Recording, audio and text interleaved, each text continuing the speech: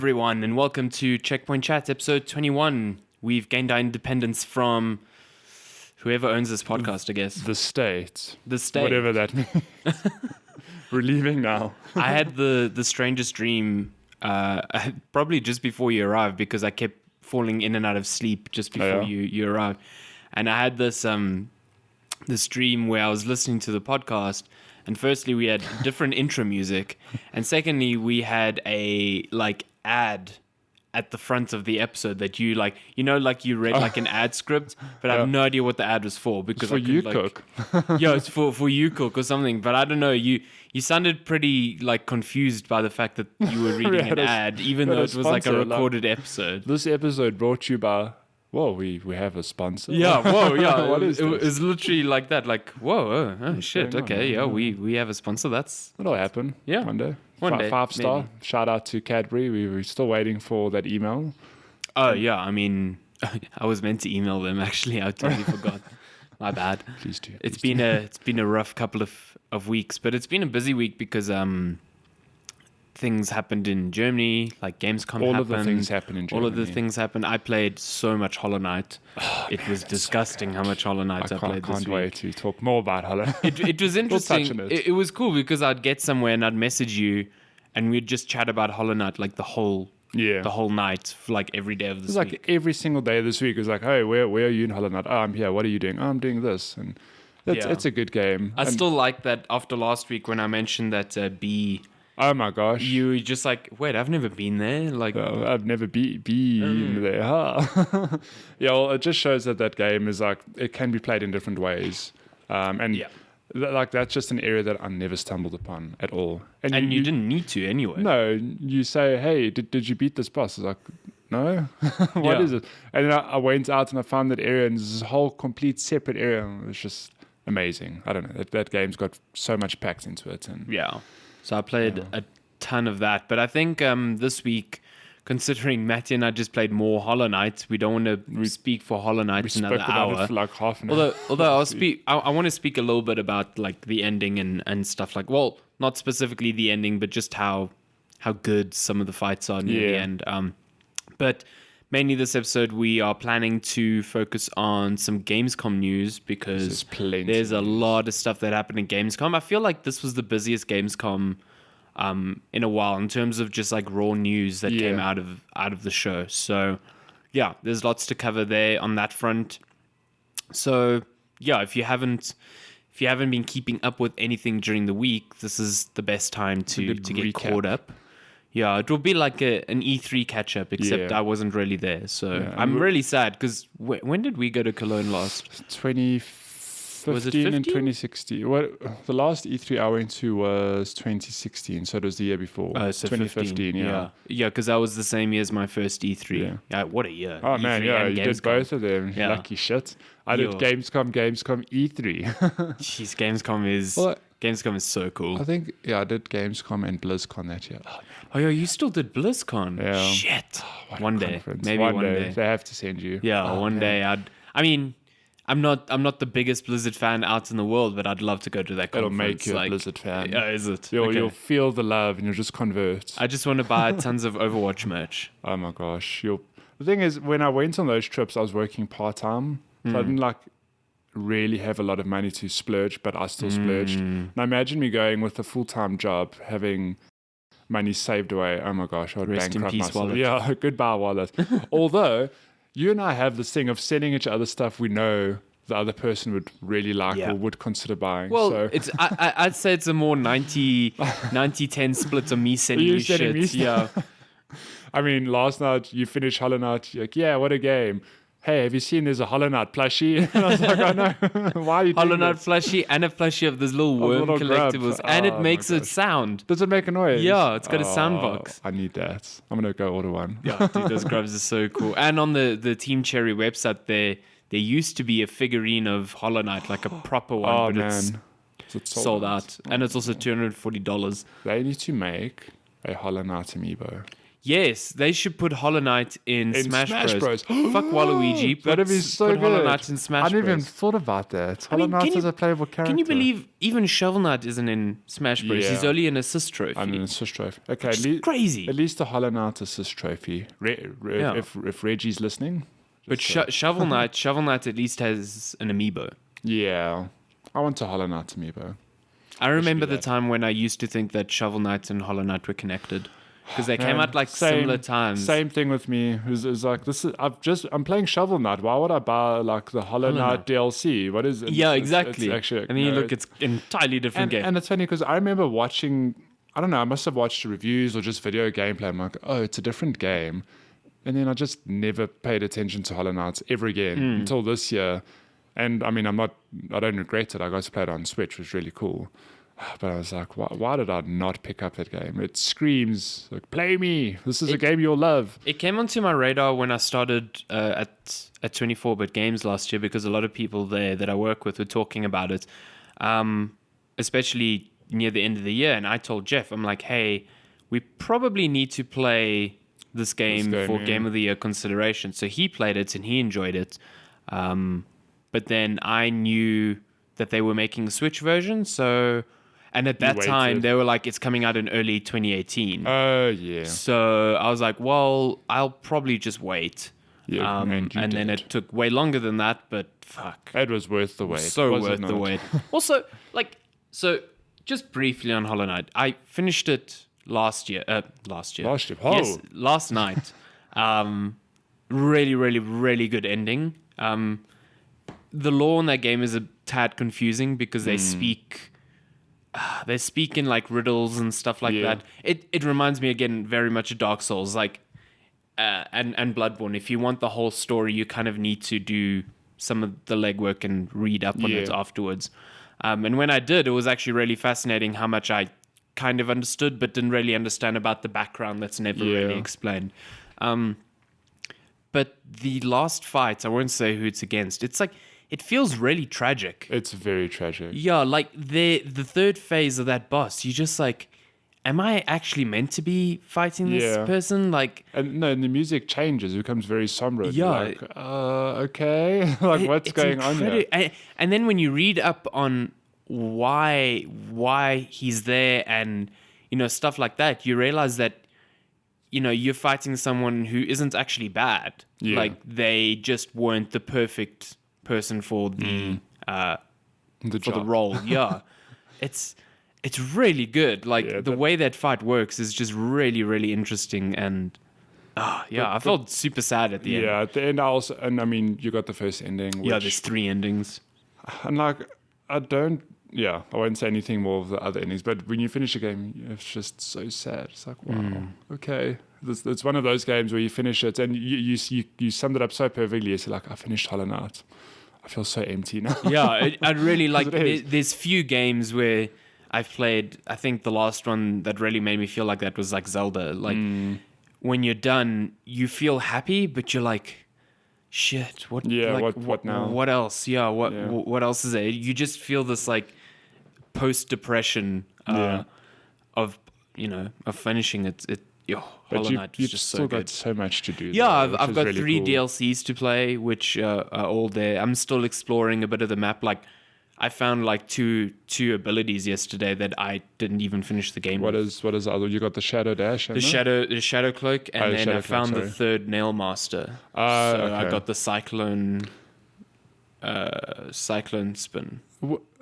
I had that right at the beginning of the game. Oh no, I didn't realize I completely walked past the dude. Like he's in the same room as a bench, and I never thought to go right. I just thought there was nothing there. That's amazing. So when I found him, I was like, man, this was probably the easiest one to find. Yeah. Yeah. I think you can get that. Maybe I'm wrong, but I'm sure you can get that within the first hour of the game. It's really, really close to the beginning. I also found a charm right at the beginning, like in that very, very first starting area, where it's still teaching you the game. There's a section there where you can only get to it if you have the dash. So way later in the game, and there's a charm there. What charm is it? It was one that made my attack stronger when I'm on low life. I didn't even have that choice. Yeah, you need to go back. I was just there by accident because I was like, oh, this is the quickest way back to town, so I'm going to go this way. And I was like, wait, there's a section, like, I would have never been able to get here at the beginning of the game. So I went there and it's like, yeah, just chilling there. That's amazing. Yeah. Have you found every area of the map? Yes, I got the cartographer achievement. Okay, have you spoken to the stag since then? Oh, yes, I went to the... Okay, yeah, just his stag. checking. Is there anything there? No. Okay. I think it's like just a little touch or Easter egg, because I was just I got there and there's nothing. There's like, that big switch on the floor that keeps clicking, and I'm like, this must be for something. It must be for something. Maybe it's a DLC thing. I don't know. Yeah. But it is a neat little story. But when you get to the egg and it's like hatched, you're like, okay. It's really like, that game's... the fact that there's a story for the fast travel system is awesome. Fucking awesome. But I mean, that game, every area has a story, and it's amazing how you've. Like, it still boggles my mind when you think about a game like this, and I'm going to say it not in a condescending way, but it's just a platformer.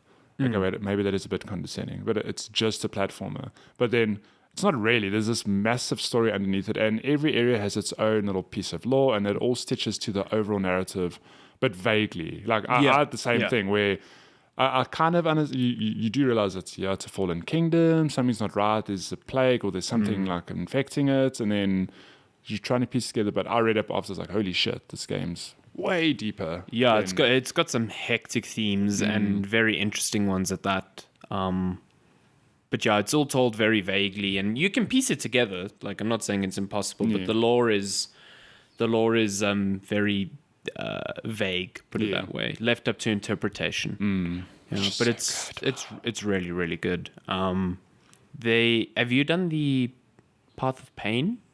Wait, what's the Path of Pain? So, now I'm trying to get these 2 pieces of this king's thing. So one of them is you get after a platforming challenge. So when you finish that platforming challenge, there's an alternate route to get out there, and that's the Path of Pain. I've been told or informed that there's an alternate thing. I haven't done it yet, but I've got all the pieces. That is the hardest platforming. Oh, really? I think a few weeks ago I was listening to Kotaku Split Screen, and Kirk Hamilton there, who loved Hollow Knight as well, said it's like the hardest platforming thing he's ever done. Really? Yeah. Shit, he's just it took him like 3 hours. Really? Yeah. No, why? So, yeah, I'm very keen to do that. I've just finished the true ending, and I want to play the DLC, but I'm sort of saving it. I'm like, I've played 35 hours now, and I'm like, I can save the rest for another month or 2, whatever. So I've dived into Dead Cells, but I'm tempted to be like, no, let me just go do some more Hollow Knight. From what I can tell from the DLC, it's like a small new area with sometimes 1 or 2 bosses. So I don't know how extensive each DLC is. Yeah, no, I think it'll take me a couple of hours to finish all of them. But this last one's meant to wrap up the story. So, which is strange considering the ending of the actual story. Yeah, but we'll see how that ties in. But enough about Hollow Knight. What a game! Buy that game. It's on sale right now. Let's just rehash what we said last week. Just buy the damn game, and it's 34% off. It's like 100 rand now. Like, even if it's not on sale, it's 150. Like, conflating game length with price is stupid. But I can honestly say that, like, it took me 30 hours to finish this game, and I feel like I'm robbing the developers of money, by them making it so cheap. The thing is, it's not even artificially long. It's legit. It's you're just playing so just through new stuff that whole time. I mean, there's a bit of backtracking, but let's not count that. I mean, it's a Metroidvania. Yeah, there's backtracking is part of the exploration aspect. So, I mean, for me, the best part was like getting a new ability and thinking like, oh, I found like 2 places already where I can use this. Let me go back there. Have you? How far have you upgraded your dream nail? Nearly entirely. Okay. I've got the ability now where I can drop markers and teleport to them. Okay, because you didn't have that. Nope. I had that pretty early because when I got the Dream Nail, I don't know if it was by fluke or whatever, but every boss I saw to fight with the Dream Nail, I did it. And I got this Dream, like the Dream Gate ability, and it was very helpful. Yeah. And the whole that would have time been you were helpful. like, yeah, I need to go backtrack there. And in my head, I'm like, you should have just dropped a Dream Gate at a stag. Like, Yeah. Save yourself the effort. Yeah. But didn't want to tell you that you I could got get it yesterday, and I was like, wow, this could have been wow. But that ability as well came after the fact. It was a DLC Oh, really? inclusion. Yeah. Is the Dream Nail, is there only one more upgrade now? Because I need 1,200 or something like that. I don't know how many of those bosses are for. No, I'm not going to tell you. There's also that graveyard with all the dead. Yeah, I don't know what that place is for. I think. But if you attack one of them, that dude just tries to kill you. Yeah. And he kills you. Like, there's no way to kill him. No, there is a way to. If you deflect his attack, you've got a brief window where he's gone. Okay. Okay, but you can't kill him for real. you just hit it, if you just happened, I don't know if it's, I think with your actual sword, if you just deflect his attack the right time, he disappears for 5 seconds. Yeah. I wonder if there's an achievement or something To get all of them in there. Because then what you can do is you can take a Dream Nail and hit every other grave, and then they're gone.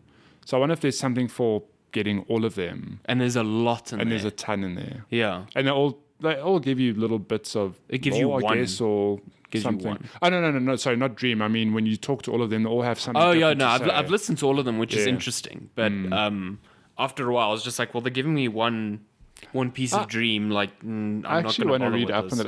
that. I do wonder if there's something, because why would they put a Guardian there? Yeah, it makes no sense. Like, there's nothing in Hollow Knight that's there without purpose. Yeah. So, Like that switch in that other stag station. I'm like, yeah, I forgot about that. Need to- wait, what?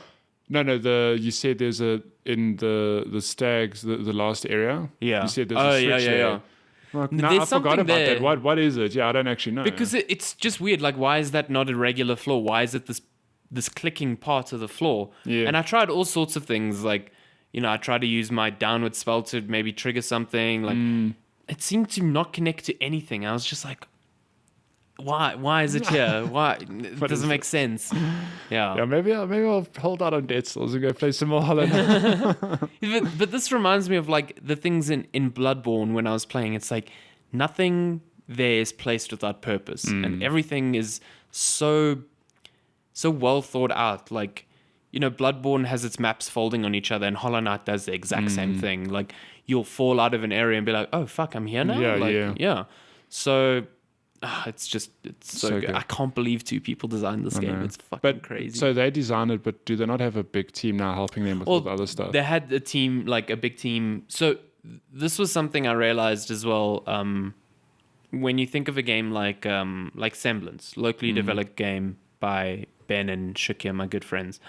When you think of that game, you think it's just them two, but it's not. Like they contracted people to help with audio and with visuals and with localization and game testing. So at the end of the day, they are the designers. Oh yeah. Sure. And Shakir especially was like the primary programmer, although they contracted 2 more programmers at the end to help. So you would attribute them to with making the game, but it's definitely not just them. Yeah. And I think that's the same with Team Cherry. Like at the end, you see the 2 names of the designers, but then you see all the testers and the sound designer. Yeah. So a lot goes into making a game. Yeah, basically. I think as Team Cherry, there's only 2 people. Only 2 there. people, yeah. Which is fucking mind-boggling. Like it's they've done with Hollow Knight now. I mean, this was the last DLC that just came out this week, so it's like apparently there's a 4th one, or okay, so not a 4th one planned, but they said they're not done with Hollow Knight. Yeah. So I wonder. I think it's something to do with Hornet, maybe. Fuck, a Hornet sequel. Yeah, or something. Yeah, dog. I'd play that. So I don't know if it's going to be a fully fledged game or one of those like a chapter with this character, but they've sold me. I'm like, you guys make great. I mean, you've made this really great game. I don't know what you've done before it, but I'd love to know what. I think this was their first one because they kickstarted this. Hey. Yeah. So it's like, what do you do next? How can they top? I mean, I know we shouldn't say how do you top this, but how can you match this at the very least? I saw someone on Twitter that was like, Nintendo should just give the Metroid franchise to Team Cherry. Oh my gosh, just give it to them. Fuck yes. That's a massive compliment, actually. Yeah, like they have made a Metroidvania better than any Metroid in the past decade. So good. I would play a 2D Metroid made by Team Cherry. Definitely. That's Hollow Knight. Yeah. Again. That's Hollow Knight. Come back next week where we'll talk about it some more with the DLC. So We're just going to we're driving straight into Gamescom because Gamescom 2018. just for you listeners, I've played really just Hollow Knight this week and a bit more of Horizon Zero Dawn, but I haven't played enough that I feel I can really expound on what I spoke about 2 or 3 weeks ago. So How dare you? how dare I? So I'll come back maybe next week or the following week with better impressions after having been in the game for a lot longer. So let's move to that good old Gamescom stuff. So we're just changing things. It's going to be an extended news segment, I guess. Essentially. Well, yeah. Essentially, there was a lot of stuff happening. So wait, do you want to do game releases first or do this, then game releases? No, let's just do Okay. this and then we can do game releases because there's a Cool. bunch there that we can chat about too. Nice. Okay. So So Gamescom, what happened in little Cologne? Little Cologne, So yeah. Little Cologne. Wait. This tiny little city with the biggest convention Oh center my I've gosh. ever seen in my life. It's massive. So for those of you who don't know, Gamescom is basically, as a gamer, you'll know what E3 is. It's the annual gaming expo where there's massive reveals. That's where they tease new hardware, announce new hardware, new games, all of that stuff. Gamescom generally happens 2 months after the fact, and it's the biggest gaming convention in Europe. And Yeah. I think I'm in right terms in of saying attendance, that. I think it is. It's the bigger biggest. than E3. Yeah. like It's more consumer facing as well. Yeah, it is a consumer show. Yeah. Yeah. But what they do at Gamescom, it's not, you won't really get like massive surprises like you would at E3, but they use it as an opportunity to either flesh out more news about games we already know are coming or drop 1 or 2 surprise announcements. Yeah. It's It's no longer like it used to be the second road in like the year of like conferences, like Sony would have a briefing there, Microsoft would have a briefing. I think actually when we went in 2015 was the last time Microsoft held a briefing there. Yeah. Well, they had a thing this year, but it was more like a showcase. It was like an inside Yeah. at Xbox thing, so it wasn't like a press briefing. Yeah. I mean, those conferences used to try and be on the same scale as the ones at E3, but Yeah. because of the proximity to E3, it's like 2 months. It's too soon, yeah. There's an... Ooh. When we were there in 2015, was there a PlayStation showcase? No. Sony okay. had already been like, no. The year before I went with Jeff and Zoe, there was a PlayStation Yes. showcase. So that was probably the last one then. Yeah, because I think that was the year when Sony already said they're going to do it at Paris Games Week instead, because Paris Games Week is in like October. Yeah. So there's enough of a gap for them to have do something. stuff, yeah. But there's still lots that happen. I was actually quite surprised by Gamescom this year, just how much like small news came out that I wasn't expecting so soon after E3. So, yeah, let's... We've got some release dates even. Yeah, we got a few release dates Yeah. actually. I think exciting. the first big one was... Geez, all my sounds on my PC are going off today. Whoa, who's WhatsApping you at this time? The first big release date was for Sekiro, Shadows Die Twice. So That has a release date now. yeah, it's out in March. In March, Which because is March crazy. is so quiet. I mean, Yeah, there's another game coming Jeez, out in March. Don't worry, we'll get to that. I know. What? So Sekiro is out on the 22nd of March. If you don't know what it is, it's the new game from Software. Yeah. It's the Dark Souls of It's the Dark Souls of... Ninja. No, it's not in. It's like Ninja a... games? I don't know. It's like a... It's set in Japan. It's very different from Dark Souls and Bloodborne because they're from Software want to try something a bit new. But it's still keeping like the same... I don't know. It's got... When I look at the gameplay, it's got the same like mysticism and weirdness to it. Like it's got weird, grotesque enemies and strange creatures for you to fight. So it's not like what's the one that Sucker Punch is making? Ghost of Tsushima. Oh, yeah. It's not that. No, it's not that. Yeah, it's 100%. So it's not weird that we have a sudden influx of these Japanese, these games in Japanese sets. Weird how that works. Like these studios clearly don't. I mean, they don't talk to each other about brand new ideas that could become new games. So the fact that these trends end up coming out at the same time, it is peculiar. It shows that people are thinking along the same wavelengths. I mean, right now, the whole Metroidvania influx is just... crazy. It's not like they planned, sat down and say, when you're releasing your game, okay, we'll do ours at the same time. Yeah, let's all just Everyone release some Metroidvanias now. And then these are 2 games now. I feel like there was a third one. No, it's just these 2 at the moment. Fourth one? Yeah, there was Chasm, Dead Cells, which is not a Metroidvania. Sorry, I mean, with this whole Japanese setting game, I think it's just Sekiro. I mean, there was Ghost Neo. of Tsushima. Neo, yeah. Neo came out last year, yeah. Or the year before. I can't remember, but they're busy making a sequel to Neo, which was announced at E3. Come out at March as well. Yeah, come in March. Just do it. I know, it's a trilogy of these games. But Sekiro, they released a lot more gameplay of it, so I never got to see the game running at E3. Darren got to see it behind closed doors, and he described it as a ninja Batman thing. Oh my gosh, it's like the best description. So the main hook, the main hook of Sekiro is this prosthetic arm that your character has that can be turned into different weapons or gadgets or whatever. And the main gadget it turns into is this grappling hook. Yeah. So you can fling yourself across the map and fling to other areas. It gives the game far more mobility than anything in like Dark Souls. Yeah. And with that comes stealth, which was never an option in past games. Yeah. So you can hide in like tall grass and take out enemies with one hit, or you can press yourself against the wall or Splinter Cell style and creep around corners. Okay, I didn't know that about the game. Yeah, it's got some stealth elements to it. Can we backtrack to the grapple hook, and can we just agree that every game is at least 345% better if it has a grapple hook? That's very precise number. It's very precise. Have you been crunching those numbers to get a precise figure? I mean, and it's a trend. Look at Overwatch now. They've just released a hero Hammond who's... sorry, his name's not Hammond. It's Wrecking Ball. God forbid you call it. You can't... In the game... No, the hamster's name is Hammond. Yeah. But in the game, it's not Hammond. You don't pick the character and it doesn't say Hammond. It just says Wrecking Ball. But why? I don't know. That's stupid. Yeah, it is pretty stupid. But then again, like Diva's not Diva's name. Yeah, but that's her gaming name. Yeah, I guess so. But anyways, he's got a grapple hook. Yeah, I saw a video of him and he's crazy cool. Yeah. So, I mean, it's a trend. It's not a trend. Grapple hooks have been around forever. Every game should have a grapple hook. I've seen with Hammond that if he gets pushed off the map, he can fling onto the side of it and just hang there. Yeah, but and then pretend that he died and then just like fling back up. Like he looks it's ridiculous. Cool. Yeah, I haven't played Overwatch for so long. Yeah, I need to play Overwatch. But anyways, grapple hooks. Yeah, so... And stealth. Yeah, Sekiro's got a grapple hook and stealth. But then the combat looks very much like Dark Souls.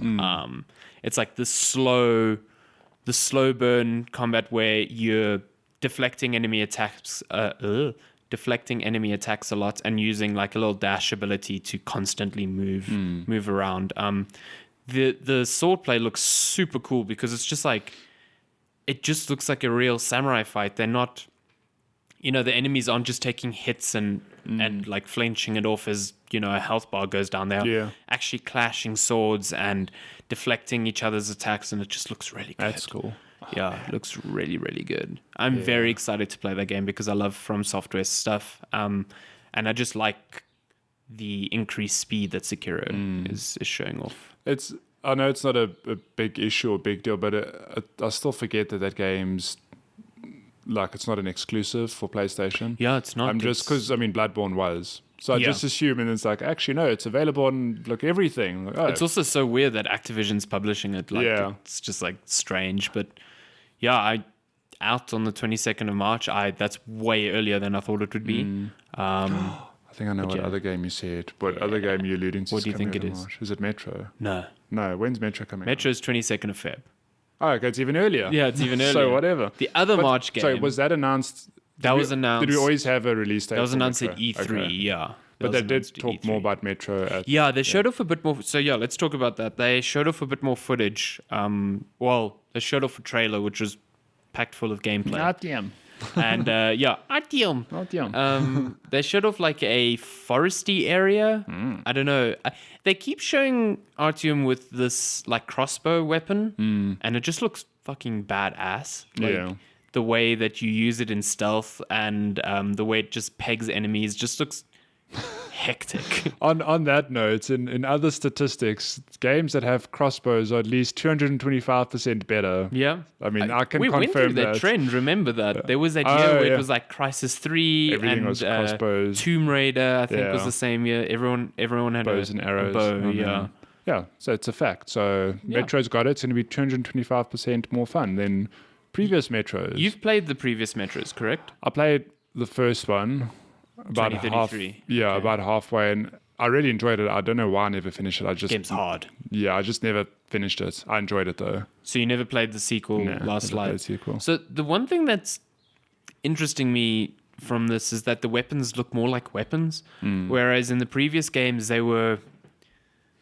I mean, you could tell it was a gun, but it was like hobbled together from scraps that were found in the Metros. So like your pneumatic, you had this gun which shot like these rails of metal, but you'd have to reload it. You'd have to manually pump up the pneumatic pressure in it. So you had to like hold a button and watch Artyom like pump this valve so that you had pressure in the gun. And every time you used it, the needle of pressure dropped down. So it was like very interesting things to consider when you were playing the game. And here it just looks like guns. Straight up weapons. So I'm wondering if that's because now you're on the surface. Yeah, and it's more an open world thing. It makes sense thematically, I guess, because I mean, maybe there's more resources on the surface or just weapons lying around. I don't know. Yeah, I mean, I don't bemoan it. I just think that Metro's identity is rooted in its weapons as well. So it would be sad if it's now just assault rifles and stuff like that. Like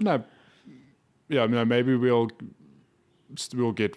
I'm sure we will get different combinations like that metal gun you mentioned, the pressure. I'm sure we'll see more stuff like that. I'm trying to think. There was another one that was similar to that. There's so many good guns in Metro. There's also like, I hope there's more sections of, and I'm sure there will be, where you have to use your gas mask. Because like the pressure of, my filter's only going to last for 4 more minutes. I need to find another filter or another mask, otherwise I'm going to die. And also then if you get attacked and you get hit, like you get cracks in your gas mask. And if you get hit too much, it breaks. It's hectic. Like, Metro just nails that atmosphere. So it's hard as hell though. The game's really, it's not a shooter in any sense of the word. You have to conserve so much ammunition and you have to, it's like a survival game at times. Yeah. But fuck, what a game. I love that series. Sequel. Yeah, man. I'm excited that more people are excited because I feel like maybe not Last Light, but Metro 2033 went under so many radars. Yeah. And as a result, I don't think as many people played Last Lights as they should have, but everyone seems to be excited for Exodus.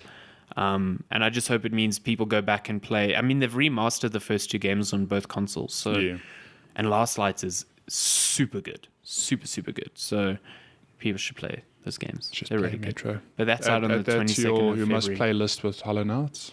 Yeah, add Metro, one of the best shooters ever made. Oh man. Some people would say my pal Mike Mahadi at GameSpot did a video a few months back comparing it. He said that Metro is basically like a better Half-Life, you're going to say it. Well, he said it was basically the Half-Life of this decade. Oh, man. He was like, there's so many comparisons to Half-Life. Like, its structure, the way it works, like, it's so Half-Life 2 in its structure, and it delivers. So. Yeah. Also, I think Half-Life 2 is a bad game.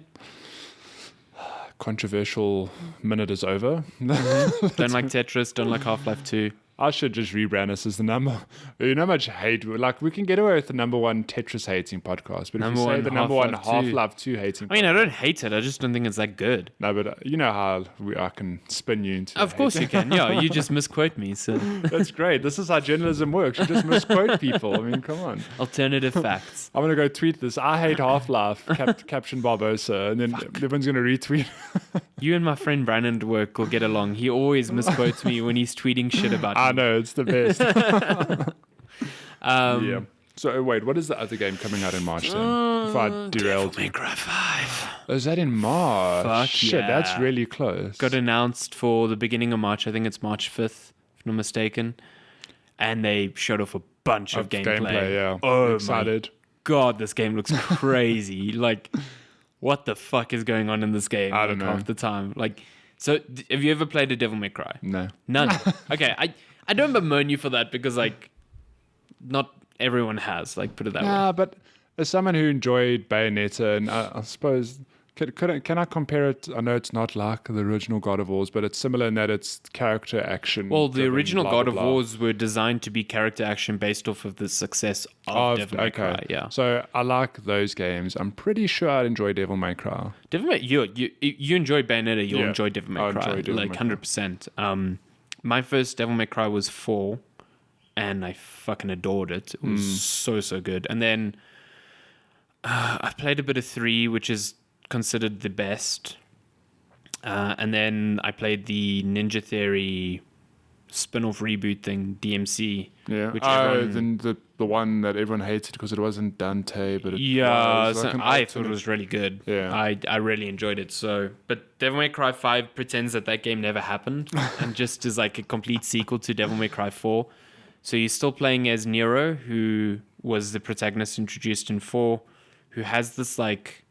Well, in 4 he had this like demonic arm, which was kind of the crux of like his difference to Dante. Like where Dante would have different weapons that you would acquire throughout playing, Nero had this arm which you could upgrade with different abilities. And he also had the sword. The sword has a I've heard of fucking this. motorbike like rev.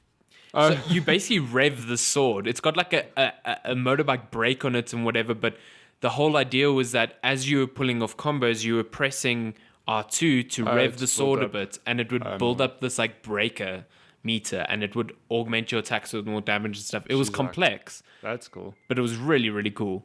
And that's all back in Devil May Cry 5. God bless Excuse you. me, jeez, I just sneezed all over the mouth. I didn't. So yeah, that's all back in 5. Like Nero still has that sword. His arm is now like robotic or some shit. No, like we can't do Demon Arm again. It can do weird ass shit. Like you can launch the arm and surf on it while hitting enemies, which this gameplay is bonkers. That makes me think of Metal Gear Solid 5, where you could upgrade his arm. Oh yeah, And you could shoot it out like a rocket punch and just direct it and like punch out a whole base of enemies. in the 1970s you could do that shit. 1980s, yeah, but still. My goodness, I never got that in Metal Gear. I don't think I got it either, but I remember seeing videos on it. It was hilarious. You shoot the arm out, it's just like a third person cam behind the fist. You just see hit it into like someone's punching head. people. It's so good. So yeah, maybe you can do that in Devil May Cry as well. But you can ride it in this one. Yeah, you can ride it like a surfboard in this So you one. can climb on it and then punch people in the face. The other ridiculous thing that I saw was Dante arrives, because of course Dante's in here and he's like all old and grizzled, but then he arrives on a bike and then he uses the bike as a weapon, Oh, I saw that. and he's got like 2 bikes in each hand, or a bike in each hand. Like, okay, I don't know. Yeah, I don't know. I'd love to be just a fly on the wall of the meeting rooms of these studios where they just pitch crazy ideas. Yeah, so here Imagine- Dante's going to dual wield his motorcycle. Yeah. No, it's like someone's gonna be like, yeah, you know, he can ride in on his motorbike and then he can use it as a weapon. Yeah. And someone else in the room's like, you know, it'd be better. He uses 2 motorbikes as a weapon. Shit. And then in the corner, someone's like, yeah, that sounds cool. Let's make that happen. And while he's fighting with the motorcycle in each hand, Nero will be doing sick tricks on his robotic arm that he's surfing on in the background. I mean, I think that's how the meeting went. This is actually the new Tony Hawk. You have to rake up combo meters. You have to and kill stuff. demons before you my can word. actually skate. If we can skate. Well, surf on your robotic arm in the air. If I there need to isn't play like a this mini game. game where Nero does like tricks on his arm, I'll be severely disappointed. That's the loading screen. It's Is usually, that, I don't know why we've never been hired. We're just full of brilliant that is a ideas. crazy good idea. I love that idea. Loading screen, just him doing tricks like a la Yeah, Tony Hawk. just Nero on a half pipe. Fuck, I'm writing that down. That's That even is what the it's title called. of the show. Nero on a half Where is a pipe. pen? God damn it. He says as he reaches for my watch. That wasn't your watch. You left it here. It's mine now. I know. I'm just going to write it. Look at that traffic my fine word. there. Whoa, was that a traffic fine? Were you speeding? Hold on. I have to. You're on a half pipe. Nero on a half pipe. If you ever Fuck, I wonder love how that the so episode much. names are made, this is a creative process. No, I got that fine. I missed a stop street a few months ago, and there were police there, so Oh, I no. was an idiot. But they haven't uploaded it online, so how am I meant to pay for it? In a good old-fashioned way. Fuck that. If it's not online, it's not on my name. It doesn't exist. So Nero and a half pipe. Yeah, Nero and a half pipe, that will be your Name the loading mini screen. game. Yeah. I feel like he can do some sick kickflips and some amazing 360s I'm sure you on could. his robotic arm. That is cool. This game looks awesome. Yeah. And it's out in that's March coming as well. so soon. Oh my gosh. Let me just give you a lowdown of what's happening between 22nd of Feb, so And end March, of Feb, yeah. and the end of March. You've got Everything. Anthem. You've got Crackdown 3. Crackdown. You've got Metro Exodus. Oh my. You've got Devil May Days Cry. Gone. Oh yeah, Days Gone's also there. Yeah, Days Gone looks garbage though, so it's fine. But still. Then you've got Devil May Cry 5. Jesus. And then you've got Sekiro. So There's you've a got lot of- at least one There's incredible game every... And I mean, 4 of them all come out on the same fucking day. I don't know how that happens. Honestly, I don't. I still think something's going to be moved. Like, Yeah, I it has to don't be see moved. that happening. I mean, I can get it. I know a lot of planning goes into a launch period and this and that, and you announce like, cool, coming out in March, whatever. But surely, if you see a whole lot of other games, you have to sit and think, yeah, let's just move it out by a week. I think they all or got 2 dates weeks. at E3 though. I think before E3, the only game that had that date was Days Gone. Yeah. And then E3 was like, Microsoft's like, yeah, cool, 22nd. But then Microsoft also knew that Metro was coming out that day because they revealed it yeah. on their stage. So I was like, But I don't understand. They're obviously choosing that date because, well, I'm assuming. well, actually, Metro was meant to come out end of this year, but it got delayed. got delayed. Yeah, But they're all choosing that date, I assume, statistically because it shows, like in the past 22nd of March or that final week of March, whatever is, financially everyone spends a lot of money and everyone makes a lot of money. But you have to think at some stage, when too many people get on it, it's not going to happen like Yeah. that. I mean, just Q1 delay. feels more exciting to me than End of the year now. end of the year now, because the end of the year now is like the standard releases. Like, Yeah. there's the Battlefield, there's the Call of Duty, neither of which I'm particularly Red excited Dead for. Redemption. This is part of the That's an- reason that's why an those games are not in Yeah, this but fall, that's an is because of exception, that though. game. It's not like Red Dead Redemption or Rockstar releases a game every year. Yeah, but that's why no one wants to release near them. I like, know. But still, we have this quiet period between E3 and the end of the year where, I mean, okay, stuff releases, don't get me wrong. Like we've had Hollow Knight now, there's Dead Cells, there's a whole lot of cool stuff, but it feels like there's no AAA releases. but there's still shit coming out. Like, No, but like still. after Red Dead, there's Fallout 76 and Hitman 2 on the same I don't day. know, but I mean like now, this, Oh, like this now, June, yeah, July no, period. there's nothing here. Like surely you'd think, hey, no one else is launching on that. Let's just I launch think now. I think the don't know. reason is that like I don't know, it's still the summer period, so yeah, I don't get Makes it. no Like sense, man. I don't get it. Like this should be prime time. Yeah, because No. in the States, they're all on summer break. Yeah. Okay, yeah, maybe they're all on vacation, but I'm like, if I Yeah, was in maybe America, they you know, everyone's on vacation, so they're worried about people actually playing games right now I during know. this time of year. I don't know. It to me it just seems like it could be more spread out. Yeah, definitely could. Because, I mean, But Jesus, what do indies do then? Then they're just I don't fucked. know. Yeah. I mean, but this Q1 is sort of a new trend because I remember it was always end of the year and then, beginning of the year is sort of quiet and then as you get into June, it ramps up. Now, Q1 is the Q4 2.0, Yeah. basically. Yeah. Just all these massive games coming out in Feb and March, which I'm not complaining about. And it's now extended even beyond that. Like April and May especially has become a Been huge so big, thing yeah. for Sony especially. They put so many games there.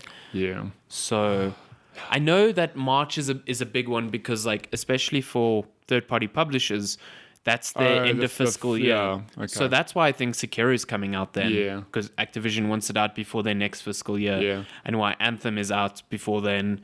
And why maybe Devil May Cry and Metro are out before Yeah. then. So, that has an influence on games. Stuff. Yeah. But yeah, March, Feb March looking- next year. looking nice and busy. even in January, you've got like Kingdom Hearts coming out. Oh my gosh. Like, there's so much happening. Another- And there's still space for stuff to be delayed into that period. Imagine Red Dead is just like, yeah, we need more time. We're coming Oh out my in gosh. Feb. Everything moves around us. Mayhem. There would be hysteria. On Kingdom Hearts, sorry, Migs last week asked what gaming franchise I'd love to play. That's actually one of them. I've not played a single Kingdom Hearts. And I know the story is very convoluted and all of that Extremely jazz, but come on, it's Square Enix and Disney. I'd love to How play have I it as not well. played any of those games? I didn't have a PS2. How have I same. still not played any of those games? I don't know. I'd love to give it a go as well, mainly because I saw Kingdom Hearts. Is this 3? This is 3 now. Yeah, you 3. get Kingdom Hearts 1 and 2, and then all these spin-offs. Birth by Sleep, Dream Drop Daylight, 3.5, Redo, 2.5x that. Something. Something. We I even have don't an even episode remember. named after this nonsense. But 3, when I saw it at E3, was beautiful. Like Pixar movie come to life, beautiful. Yeah. Like, so I'd dig to play it, Yeah. and play it one day. it's got like a it's been influenced by Final Fantasy 15 quite a bit. So. Oh, yeah. Can you make meals in it? Damn right, you've got Ignis. And Ignis Ignis just just cooking appears. I've come up with a new recipe. I've come up with a recipe. Yeah, that'd be cool. goodness. Man. So what else is in Gamescom? Did you watch that very cool Overwatch short? I did with Diva. So good. I enjoyed it, but the thing with Overwatch now, they're getting to a point where we're getting story, but not actually more story. It's If just that makes sense. fleshing out the same things. Yeah, it's the same. I get it. There's a lot of characters you need to flesh them out, but for the past 2 years, it has been Overwatch, fell, and everyone's getting back together, and I don't know. Okay, like what happens next? We're just in this sort of purgatory of, hey, Overwatch is kind of getting back together, but we're not going to tell you what's happening next because we're going to tell you about every single character in detail first, which is fine. Like I enjoyed the shorts. I really like that there were 5 like pilots in that team. Oh yeah, I want them to combine into like a Megazord from like Power Rangers. Power Rangers. Because they're all different colors Yeah. and they're all or Voltron or whatever. Like, fuck, why? Where's that? Where's that hero? I don't know. What is this? I mean, we've got a hamster wrecking ball. We don't have a Voltron. What is Yeah, this? what is this? Jeez, but the way Blizzard are, that screenshot with her teammates, it's going to be highly debated. Like, yes, There'll be something. One of those is the next hero, Yeah. or something. I think everyone's already talking. talking about that dude in green with the gray Yeah. hair as the next hero. Man, but then if you look at any of the other supporting material, there are tons of other characters that are there that have just never been used. So I remember you used to be very deep into that. I used to pick those animated shorts apart and write articles with tons of screenshots. Like if you pause at this moment, here's a screenshot of this team, and whoa, look at all these, these unnamed people. Could they be the next? I know, I obviously haven't done that for ages, but yeah, I love they do. I'll give them credit. They do pack a lot of detail in those. I mean, the shorts are great. Like, don't get me wrong. I know I sound like I'm naysaying, but they are really good. And if you can watch them multiple times, and you'll always pick up something. I mean, even in May's shorts, like Snowball. the first or the second time I watched it, I really picked up like, oh, that's. I think one of her outfits in the game is like an Olympic branded thing. She's actually wearing the shirt in the. There was some in the reference short. there. I can't remember, but it references like the Summer Games. Okay. Like little touches like that are really cool. But I'm like, just make a damn movie. Let's carry on with the story. Cool. We know the characters really well. Yeah. Like, did I really need to know that that's the origin of Diva's ulti? Yeah, cool. Yeah, that was kind of neat. I thought I was Yeah. like, oh, she's never done that before, Yeah. so that's pretty cool. Like that's fine. But every short, it feels now it's almost on the nose. Like, hey, they're using that ability used in the game. Like, Wink, hey, wink, nudge, and I'm nudge. like, okay, like we get it. Yeah, I just want the shorts as Those well. I mean, enemies reminded me of movie. the squid things from The Matrix. Oh my gosh, they're terrifying. The Omnic, Omnic squids. Yeah. All I'm getting is just make a movie. It's okay. Yeah, I'd be fucking down for a movie. Just imagine. I feel like at some point Blizzard will announce something, like maybe not a movie or maybe a series, but it feels like such a wasted opportunity if they don't go that route. Like a movie. I want a movie. Well, I mean, no, a what movie. would the movie even be about? Like Just them taking the story. They've got this world now where, like, the Omnics rose, nearly destroyed humanity. Overwatch rose, stopped the Omnics. Then Overwatch had internal riff and they fell apart because of politics, blah, blah, blah. And then now the whole backstory is that, everyone's separated, but Winston's, the first animated short, Winston's like, hey, look, let's get Overwatch back together. Yeah. And that's sort of where the story's stuck, even for the past 2 years. Like, they've And fleshed isn't out. it there's bad guys trying to steal Doomfist's Yeah, gauntlet like or whatever? they've fleshed it out. I mean, that was in the teaser trailer. Yeah. Widowmaker and Reaper stealing Doomfist. I'm like, cool. So that's sort of where the story's at. And I know there's some stuff that's happened after, like with Sombra, but the story hasn't really progressed past that point. So I'm just like, make a movie. Let's tell this story. Or even if you tell me a prequel story, like an actual full-fledged movie of Overwatch in their prime. There's so much they can do with it. They've made a really awesome world. So what if the movie is just 30 minutes of everyone arguing over which character to select on the character select screen and going, we need an attack. We need a tank. We don't have a sniper. We need a 30-minute video of everyone being like, Hanzo, change. don't Change who I feed. Change who I feed, yeah. It's an actual Overwatch match. Jesus Christ. Yeah. I would not Overwatch. watch that. Yeah, but so the reason we got into that is that the cinematic short it was unveiled at Was it at Gamescom? Yeah, it was at Gamescom. They also unveiled Yeah. a new map, which is the South Korean city. Oh, okay. That's cool. Which is Busan, I think? I don't know. Busan. I No don't idea. know. I haven't played Overwatch for so long. Yeah. It's so bad.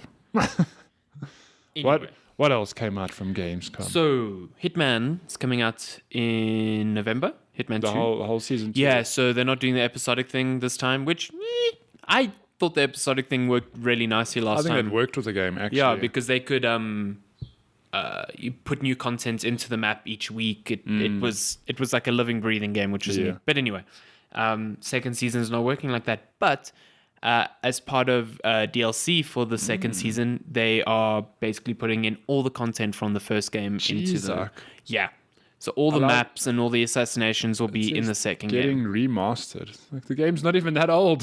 How can you remaster it? which is crazy. So if you've never played the first one, you can just be like, "Cool, I'll just play all of the content in the second one anyway." So yeah, Man, that's fucking, cool. Fucking What awesome. a nice little neat bundle there. Nvidia had a conference. Was that at Gamescom as well? Yeah, it was Okay. like it I was wasn't the sure. Monday before Gamescom, but it was in Cologne. They announced 3 new cards. It's no longer the GTX; it's now the RTX. I'll get to why soon. The RTX 2070, 2080, and 2080 Ti. The 2080 and 2080 Ti are out on September 20th, and the 2070 is out later. The 2080 is going to cost a lot of money. a lot of money. They said $699. Let me just. That's not rands for the record. Yeah, no, 600 rand. Totally. It's brand new. Oh my brand new gosh, card. it's so expensive. Why would you spend that much money on a graphics card? Yeah, the 2080 was announced for $699, but retailer editions are going for $799, as is the Founders Edition. The 2080 Ti was announced at $999, but it's actually around $1,200. Yeah. And the 2070 will be going for around $500 or $600 for Nvidia's Founders Edition. Now, that is a lot of money for a graphics card. So wait, that's dollars. Okay, when it hits, Well, we've got official. We've got a pricing the locally. 2080 Ti prices locally start at like 24,000 rand That for a is graphics just- card, that which is absurd. You I'm could, sorry. You could buy like 6 to 8 Xboxes or PlayStations and duct tape them together. It's for the laughs. It's ridiculous. It's way too expensive, I think, for what For a Nvidia is graphics offering card. here. So the main thing that these cards offer, so they're called RTX because these are Nvidia's first attempt at real-time ray tracing. And here's a quick crash course on ray tracing. Games, when they are showing you what's on screen, they try and forget everything else that is not currently on screen at a time because it saves resources. So that leads to some problems when you're thinking about things like reflections. Like if you're looking at a mirror and an enemy is behind you, that enemy won't be reflected on the screen because, hey, he's not currently on the screen. So there's no data for him to feed through to the mirror shader to say, hey, you should reflect this guy's character. ray tracing fixes this issue by sending out little rays throughout the entire world and getting data from everything, even if it's not rendered, and producing accurate reflections. But that takes a lot of resources. Yeah. And previously it was used in films because films aren't in real time, so they can have these massive render farms just rendering out a short 30-second CGI scene. They use it a lot in like Iron Man and Deadpool and stuff like that. But now having it in real time is a possibility with these cards, which is crazy. And Nvidia showed off some really cool demos in Battlefield 5 where you could see like planes flying overhead when you weren't even looking at the plane. And you can see like an enemy behind you or an enemy to the side, even though they're not on screen. So it gives people like a gameplay advantage as well. Yeah. But then, Nvidia didn't really go into what sort of performance hit this would have. They've rebuilt this architecture to have these new cores. Basically, they've got two cores, like an AI core, AI version of cores, and these RTX cores, which work together to produce this effect. But some people who got to try the hardware out at Gamescom were saying that Rise of the Tomb Raider, which is supported with real-time ray tracing, was only running at between 30 to 50 frames at normal HD with this on. Jesus. On a 24,000 Rand card. Just that 4K goodbye. So that's problematic. Yeah. Like, you've just dropped 25,000 Rand on a card, you can't even play That in 4K. HD games at 60 frames per second. Sorry, yeah. And the only other option is to turn off ray tracing, which means you've paid 24,000 Rand for a card that right now is only around 50%. Oh, okay, no, wait, I lie. The 2080 is 50% faster than the 1080. Yeah. So in normal rasterization gameplay, like it is faster. Nvidia are like, hey, you can finally play 4K 60 frames per second on most games, which is true, which is fucking awesome. That's because cool, yeah. the 1080 Ti can't even achieve that. Yeah. But is it worth 24,000 Rand? No.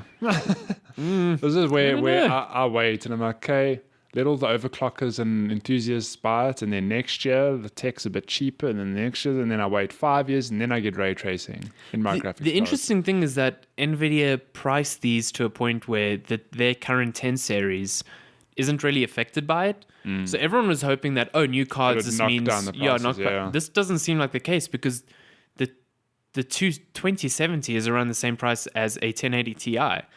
So why would they drop the price when this is clearly marketed at the first adopters and very, very enthusiastic and wealthy PC players? Yeah, I don't know, man. It's I guess it's how tech works. So when something comes out, it's generally just super expensive. But this is the first time in a long time I'm like, that's just like absurdly expensive. It doesn't feel anywhere worth it in my eyes. I mean, cool, like I get the tech, that's exciting, the whole ray tracing reflections at not 25,000 Rand. Yeah. Cool, I'm sorry. Yeah, I feel the same. Like, I think it's stunning. Yeah. I think it looks really, really good, and I'm fascinated by the tech behind it and just the fact that it's possible. Oh, yeah. To me, this is the generational leap that games have been waiting for, because this takes them into completely new uncanny valley scenarios. Like, games now have the potential to look fundamentally far better than they do right now.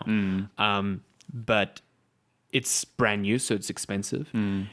Because it's brand new and so expensive, it will probably not be in the next consoles. No. So you won't, like, how many games are actually going to utilize this? Because Nvidia made a big point of, this is really easy to implement. This is, it just works. Yeah. So they're trying to sell it to developers as much as consumers to say, hey, you should support this tech because it's Nvidia only tech, and put it in your PC games, because otherwise how are we going to sell these cards? I don't know. I think before this becomes mainstream, it's still going to be a couple of years, because this is our first crack at it. This is like the first iPhone type attempt at real-time ray tracing. It'll take a few years, I guess. Now, what does AMD do? Do they come out? Do they try to replicate this? I wonder. They just carry on being like, yeah, that's a fad. It's not gonna. It's a question I haven't thought about.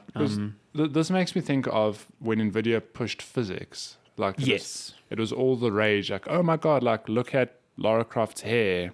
It's really the hairwork stuff. Yeah, the hairwork stuff. And then it's like, look at Batman's cape. How check like the physics are really good. I'm like, that's cool, but did that ever? Is that just normal now? Do we take physics for granted now? Yeah, I think at the time it was incredibly novel because it was this toolkit that developers could use. But I think physics support has kind of like become more mainstream and less of an Nvidia exclusive. Yeah, so I was going to say AMD do support that sort of tech now as well. I don't know if it's primarily physics, but I think a lot of engines have their own physics engines. Stuff, that kind of they aren't reliant on Nvidia's hardware. Like Hairworks was a fad. You hardly see that shit. Yeah, but that's what I mean. I'm like, yeah, the difference is that's just hair physics. I'm like, yeah, that's cool, but not really necessary. And the fucking performance hit it had was ridiculous. Just for like, and sometimes that hair would look ridiculously stupid. Yeah. Like anyway. Yeah. But ray tracing. Ray tracing, yeah. I don't know, because this is proprietary tech that Nvidia has. They've built this card specifically for ray tracing. So I wonder if Nvidia tries to replicate that, or they just go, Nvidia is kind of pricing themselves out of their own market here. Like we have an opportunity to capitalize. Because AMD's really struggled. Like their last Vega cards were good, but they were not worth the price, and Nvidia still crushed them in terms of performance for price. So Nvidia feels they can do this because there's no competition. There's no competition, yeah. So I don't know, man. We all know what happens to companies that get complacent. Although Nvidia's not like they've chilling. Been in this position for so long. Yeah, though. I know. It's crazy. I wonder if AMD's just content on developing the next GPU for the next consoles, because the current consoles use AMD hardware. So I don't know. But I do agree with you. This is a sort of tech that it's almost like this is a generational leap. Yeah, this is the big in terms leap. of visuals. Yeah, yeah. Because games look great and they continually look great, but it does feel over the last few years that there's been nothing that's, it's not like jumping from the PlayStation 1 to the PlayStation 2 to the PlayStation 3. From the PlayStation 3 to 4, it's like, yeah, games look better, but it's not that, whoa, like, holy shit balls, amazing, Yeah, not that massive leap. Like, PS2 to PS3 was a leap. It's massive, like, yeah. You could maybe, I don't know, maybe the PS5, PS6, it's going to be that leap again, hopefully. And as ray tracing gets more, as hardware gets better, then, the possibilities of ray tracing get better as well. Like, that Star Wars demo that they showed with ray tracing, that looked like a film. Like, I didn't see that. Yeah, Star Wars demo. Yeah. I actually saw it running at E3 as well in real time. They were able to stop it and whatever. It's like it was at the time. It was running on like 4 graphics cards because it was intense. So they've been showing ray tracing for a while now. Nvidia. Yeah, because they announced it in March. GDC. Okay. Yeah. Okay, but now they've just actually got the card. They've got the cards. Okay. Yeah. Okay. I don't follow that scene at all, so this is all news to me. This Star Wars demo, it's like a 3-minute demo that it honestly looks like the film. And shows off ray tracing, and like when hardware gets to the point where we can run that at 60 frames per second at HD, like that's the leap. Like no game comes even close to that. So. And that's when Nintendo come out like, hey, Mario with ray tracing. His moustache looks so real. Mario's hair works on his moustache now. Because Nintendo, like, it's not really a knock on Nintendo, but we all know they're technically like a generation behind with the visuals. Yeah, because they don't seem to really bother with it. But it would be funny, like the Switch 2, yeah, Mario's moustache now has hair physics. That's fucking hell. That's our leap. Imagine. Cool. So some very quick stuff. Some quick developers, Housemarque, the people who made those great Resogun and what was that? There's a new one. Nex Machina or Nex. Was it? I think it was that. Nex Machina. Yeah, I think it was Nex Machina. Yeah, because Ex Machina is the movie, so it's Nex Machina. Whatever. Man. Those people. A few months back, they said they were moving away from arcade twin stick shooters because they weren't selling as well. And their new game is called Storm Divers, and at Gamescom they revealed it's take a guess what it is. Twin stick shooter? No. A Metroidvania. No. A Battle Royale. Sorry, Hey. that is my next answer.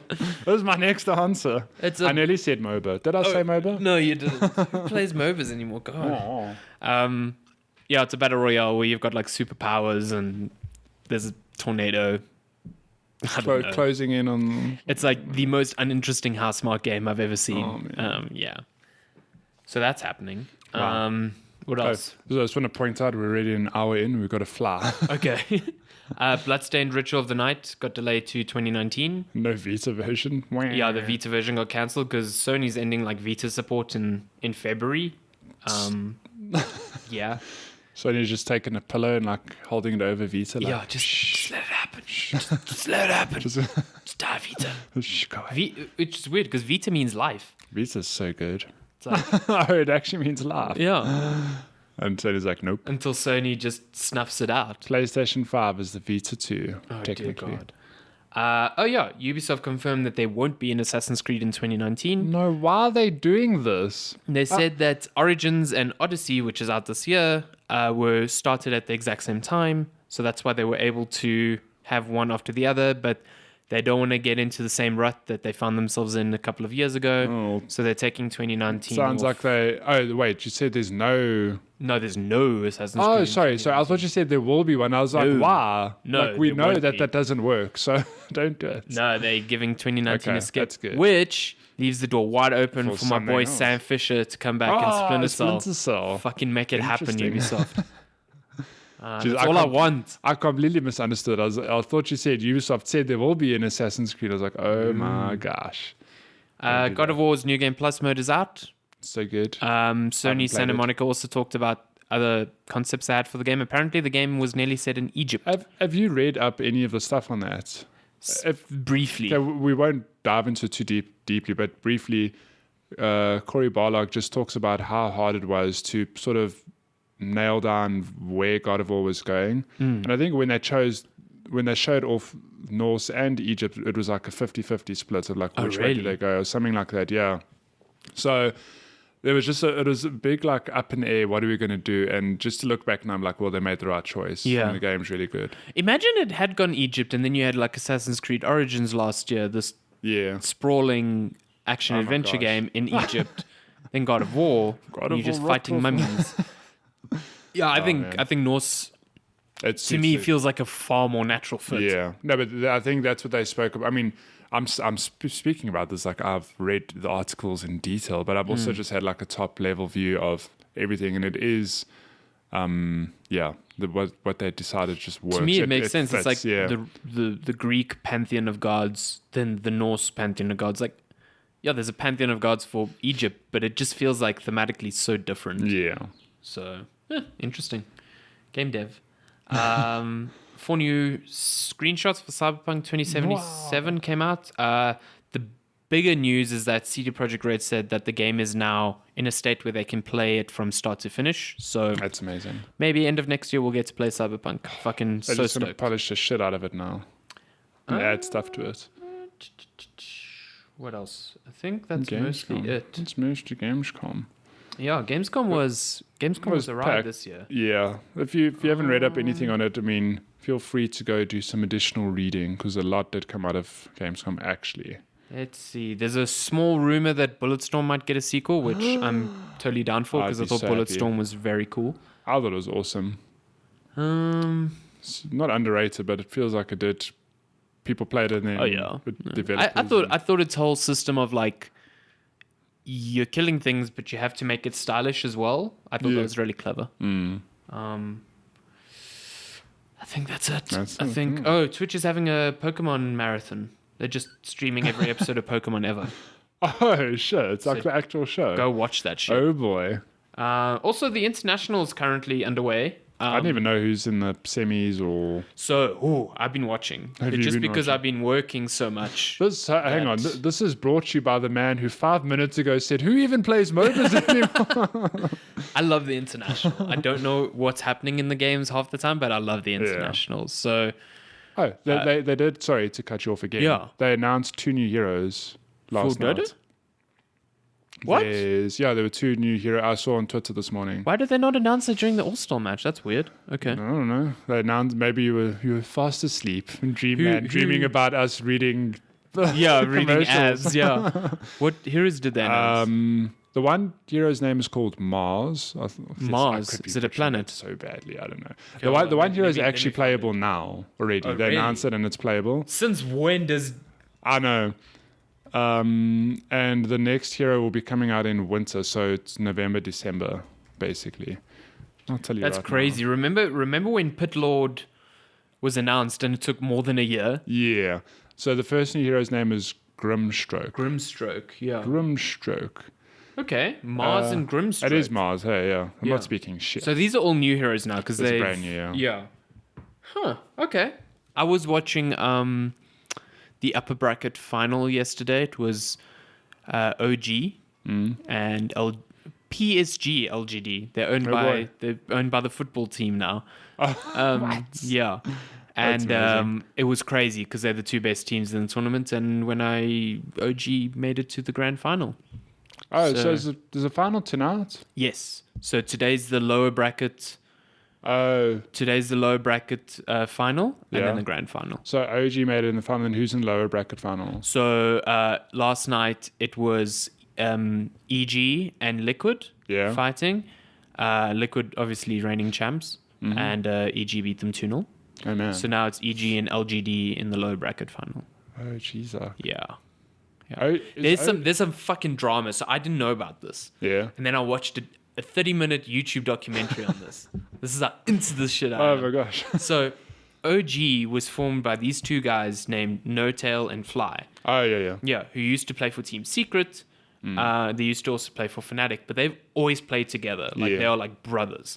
Okay, they came from the Hon days and whatever. Like for years and years, and they built up OG because they were sick of teams changing rosters, gutting rosters every 3 months, whatever.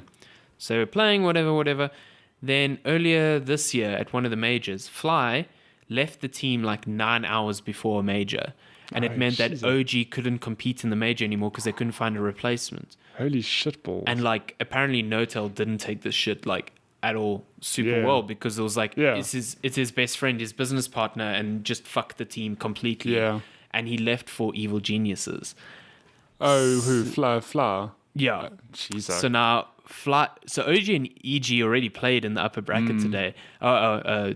Previously this week, and when they finished, they always go for the handshakes, and No-Tail just had this glare towards Fly when they had this handshake. So now there's this stage set up. Like if EG beats LGD, there'll be the grand final of with OG and EG. Now I'm in. Fuck, it's so intense. It's crazy. That's There's hectic. storylines in Dota. This is, where did I read it? I think I read an article this week where it was just talking about internationals over the years and how the last, like internationals have generally been all very good, but the last big final was the one with Navi and Alliance. Because it was like a massive rivalry between the 2 of them. It was the 2 teams. Yeah. So that's cool because it hasn't really been anything like that over the years. It's sort of been...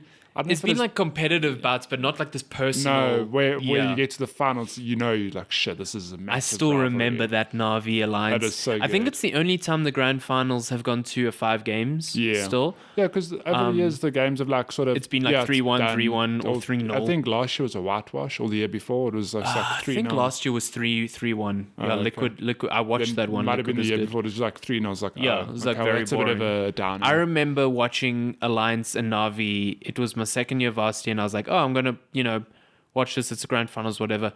And it finished at 6 a.m. Yeah. And I just didn't sleep and went to varsity Yes, that day. that was so but good. I was so like buzzed because it was the best like 5 games of Dota fucking ever. That's the one where I've forgotten his name now. The dude who was playing Puck, who had that $1 million dream coil. Was that game out? S4. Yeah. S4, Who yes. currently plays for Team Secret, who got knocked out yesterday. Yeah.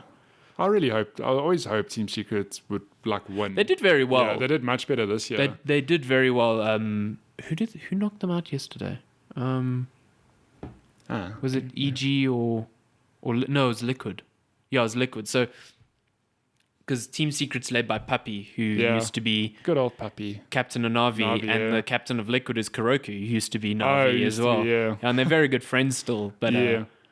yeah. No, it's- Navi didn't feature. No, like Navi doesn't Navi's feature gone, really. man. Dendi was there. Shame, man. Yeah, Dendi always makes like a surprise appearance. Yeah, he was still there. he but, should really like.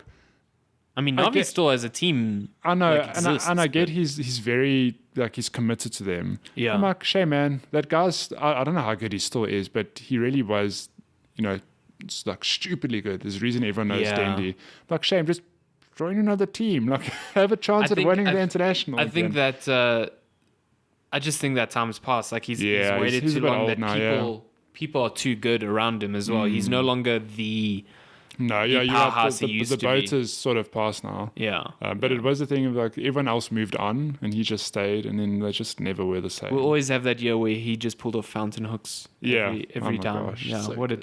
time! What a time to be alive. That's TR though. So the finals today, shit. I Yeah, have the no grand idea. finals today. It's very exciting. Well, now I'm like, on the next episode of Dota of Our Lives. Will EG play OG? What is Yo, this? so much drama. So much drama. Jeez, like, all of the drama. Should we fly through game releases quickly? Yo. Whoa, we're already an hour 15 in. Okay, we're gonna have to fly, like literally read them, say buy this shit, and be gone. We've got a few user questions to get through. Well, user questions. Listener questions. Listener questions. You're a Listener questions. Questions.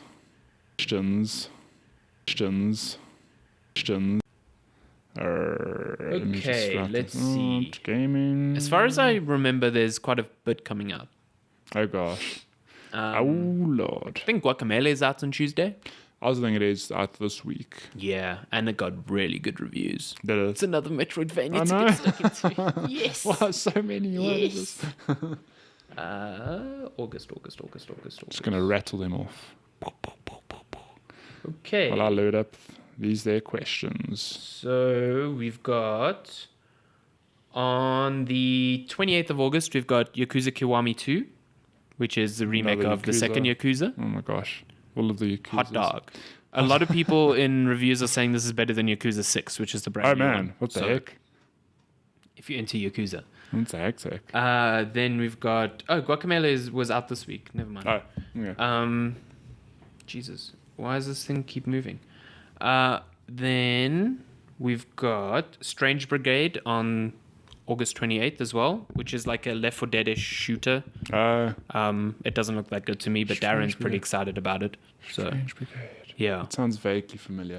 We've got Call of Duty World War II Shadow War DLC. Yeah. Okay. Yeah. If you're still playing that. World War Got The Blob 2 launching on Switch on the 28th of August, which is awesome. The That's Blob 2 cool. was a great game. You should Oh, play it. okay. It's So a- it's it's a been out, remake, yeah. remake, yeah. Oh my god. That's a thought- a long list. Yeah, that's a long list. Okay, let's quickly go.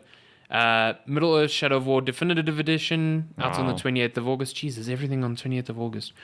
Monster Hunter Generations for Switch out on the 20th of August as well. I'm just skipping over ones that I don't think are that important.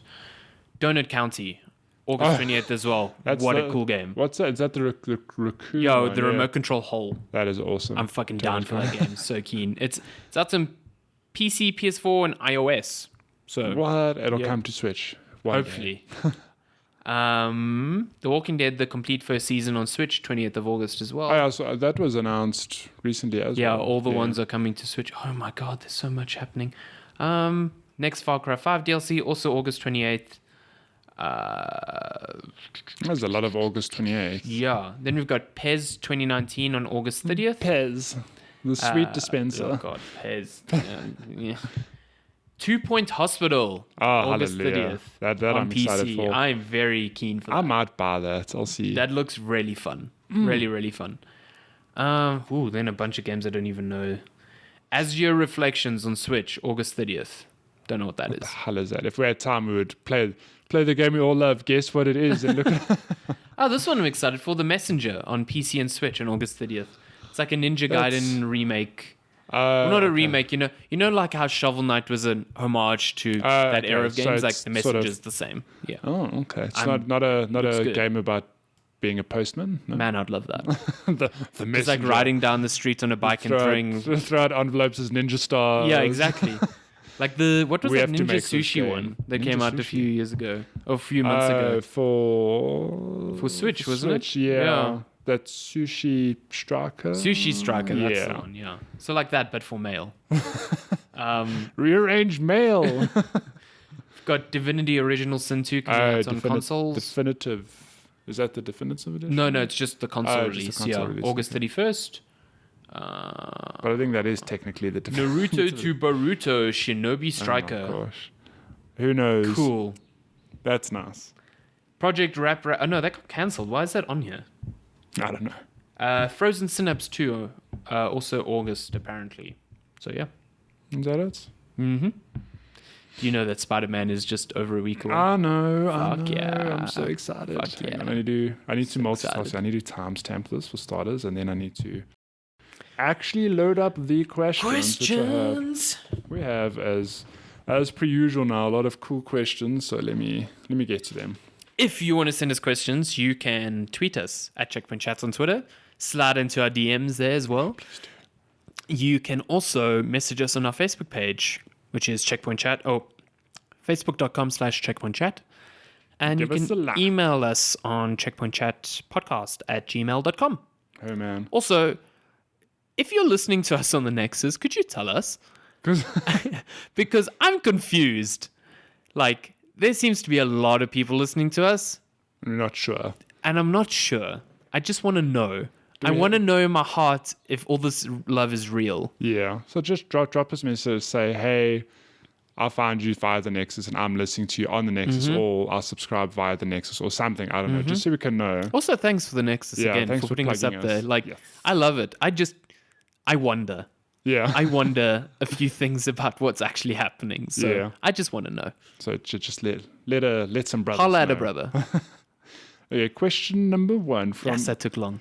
Yeah, Jesus, sorry. I was actually ready. You just went on. You're like, hey, please solve this mystery. From @Abe Wilson. No, this is a hectic question. He Abe says. Wilson.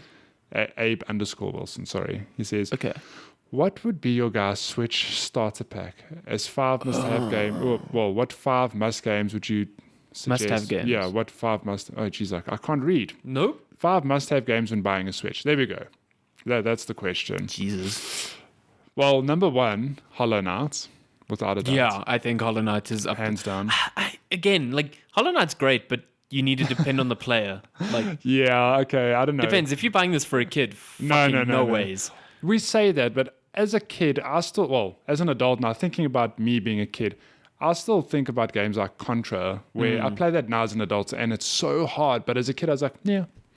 I don't know. Hollow Knight's Maybe. Way more complex than that, but still. Hollow Knight's complex as fuck. Yeah, I don't know. Still. Okay. Okay, so I'm going to assume this is. Let's just assume this is an adult Yeah. that's looking for. But I think a this is Switch. for- or a kid that is not 5. No, wait. The question does go deeper. Oh, does it go jumping the deeper? gun. He says, I do most of my gaming on a PS4, but talk about some multi-platform games, as you guys have said, that just play better on Switch. Oh, okay. Okay, cool. Okay, that helps. Okay, Cool, yeah, okay, that- Hollow Knight, 100%. Hollow Knight is definitely on Hollow that. Knight, yeah. I think the 2 big games that you need on Switch are Mario and Legend of Zelda. Yeah. Yeah, I mean, those are exclusive, but you can't have a Switch without You having can't. that. Those 2, I think, are essentials. Like, there are many other exclusives that are good, but I think those 2 are essentials. Other third-party ones that ones I've played on Switch that I've enjoyed more. Let's see here. Hang on, I've got a handy list of games I've finished. So I can actually look it up. If I'm thinking more recently, Dead Cells, because Dead Cells plays really well on I haven't. Switch. Yeah, I haven't. But I don't know if that played would be, Dead for me, an essential game. Cells. Yeah, it's a fun game though. It's an incredibly fun game. 3.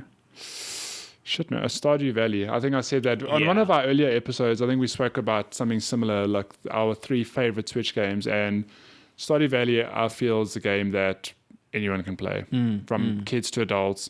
There's just something.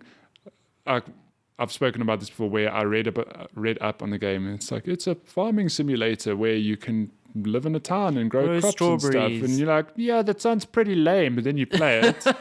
And it's like, God damn, I got to go to town and buy my strawberry seeds and come back and plant them. Oh, your face when you're just like, that's pretty lame. Fuck, I died. Oh. But it's shocking because it's like, on paper, to me, I'm like, this game wouldn't appeal to me. Yeah. But it's really good. I've poured 30 hours into it, which is nothing actually, given that it's Stardew Valley. People play that shit for hours. I mean, like hundreds of hours. But yeah, I'd 100% recommend that on Switch because a day lasts 10, 15 minutes and it's just perfect. You pick up your Switch, play a day, put it away. You can play exactly like that, so you'll get a lot of fun out of it. I think another one in that vein is Shovel Knight.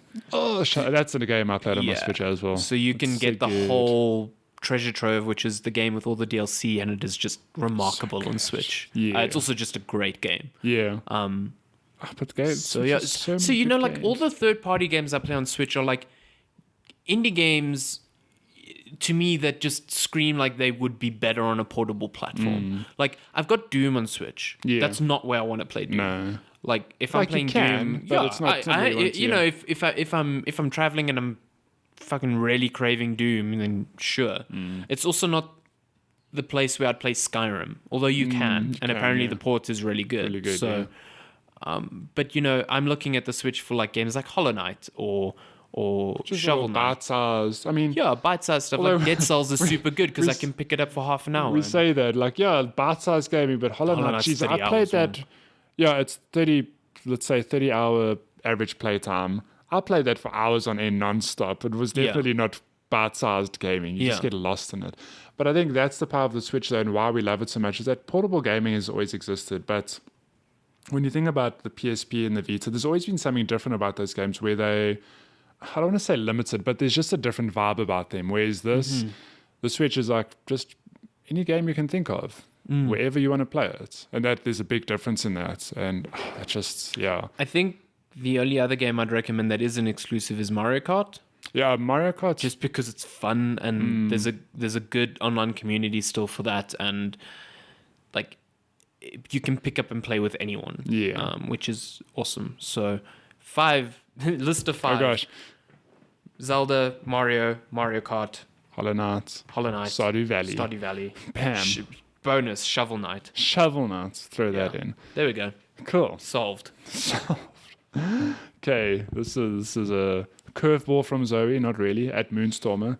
She says, what were your favorite books or stories growing up? Man, this is an easy one. When does she mean growing up, though? Like when I was a child or when I was reading for myself? I just want to insult you so badly. Because I am still a child. Fuck you, What does she mean growing up? Like, I am still growing up. What does this even mean? The stuff I'm reading now? I don't know. I in my head, it's easy for me because when growing up, I had a favorite author, and that was Enid Blyton. Okay. She wrote like The Famous Five, Secret Seven, those books. I don't know if you know of them. I do. I don't think I ever read them. Those were like very light-hearted detective mystery books, if you want to call them that. But she had a whole another series of books called The Magic Faraway Tree.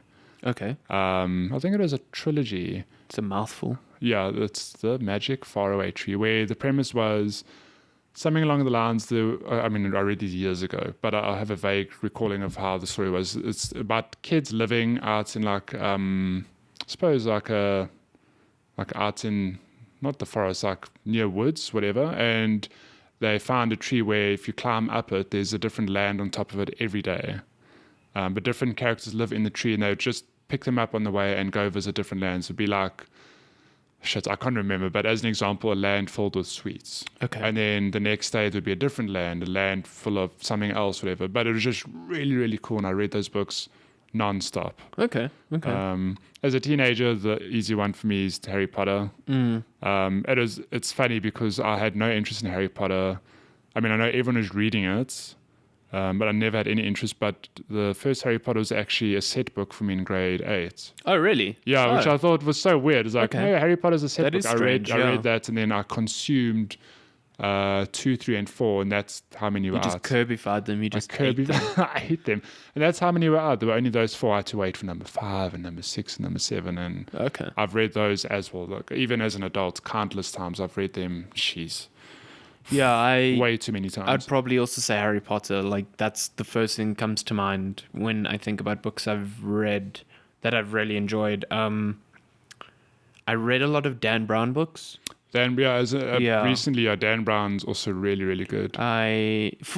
For some strange you read those reason, growing up? I've never read The Da Vinci Code. I've read his other books. Never read The Da Vinci Code. Codes. I mean, if you like the other books, it's a no-brainer. Like, I mean, they're all fairly similar. Like, Angels and Demons was pretty fun. My favorite, though, was Digital Fortress because it was like a... yeah, it wasn't in that same character. It was like a standalone. And it was more like a computer hackery kind of thriller, which I thought was very interesting. Yeah. I don't remember the premise of that, but I did read it and I it was enjoyed it. something to do with like cybersecurity and Which is very relevant today. We should actually go back and read it. But I remember like tearing through that book. That specific one was very good. I read that when I was like a teenager. I'm trying to think of books I read. I didn't read a lot. I played a lot of video games. I never read like Goosebumps. I thought they were scary. Growing up. Yeah, they were scary, but not really scary. I remember there was one Goosebumps which was like a pick your own adventure. So it would be like you get to the end of the page, it's like turn to page this. Yeah, I had one of those. Yeah, I died lots. Yeah, it's like playing Zork but in book form. Yeah, I used to love those books. Did you used to have like a library at school?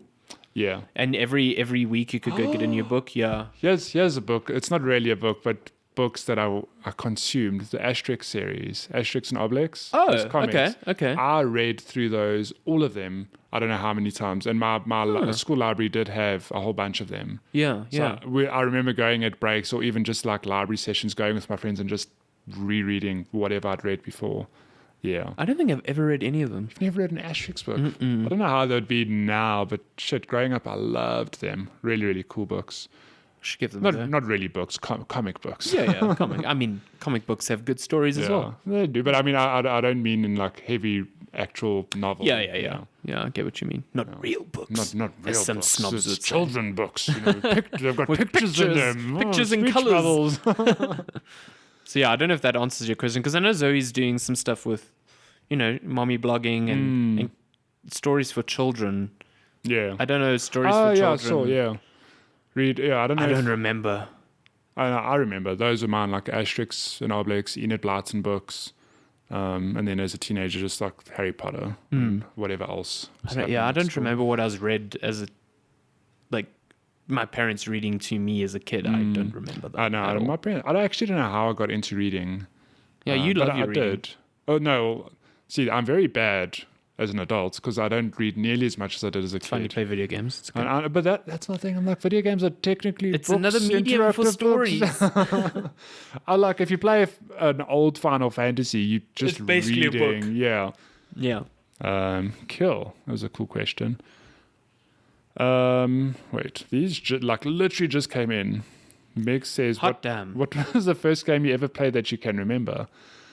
And it's funny, I can't remember the first game I played, but I have very strong memories of, I mentioned this earlier, Contra as a kid. I played that game to death, and I was so good at it. And playing as an adult, now I'm like, how was I so good as a kid? Earliest game I remember playing. I had this knockoff, like Golden China NES thing. There was a 2D football game I used to play on there. There was also a 2D Jurassic Park game. I played that. I played it on the Game Boy. And I could never really get far in that game. Me too. But those are the sorts of games that I recall as my first ones. Although I don't think there are. Yeah, Contra's definitely not the first game I played. Yeah, but it's one I remember. It's the one I remember. Playing a lot. Yeah. And then like if you're talking about new gen stuff like Crash Team Racing. Yeah. Yeah, I can tell you when I was 6 or 7, when my brother got a PlayStation 1 for his birthday. Oh, wait. What a time. I was 7 or 8, actually. No, I was about 7. And all we had was the demo disc. And you just played the demo disc? We played the Crash demo. There was Formula 1 97. There was a whole lot of... Wipeout was on there, just A-level Wipeout. I played those games, just a level, whatever the demo was. We played those a lot. You made those things stretch out. I recall those days as well. Yeah. So good.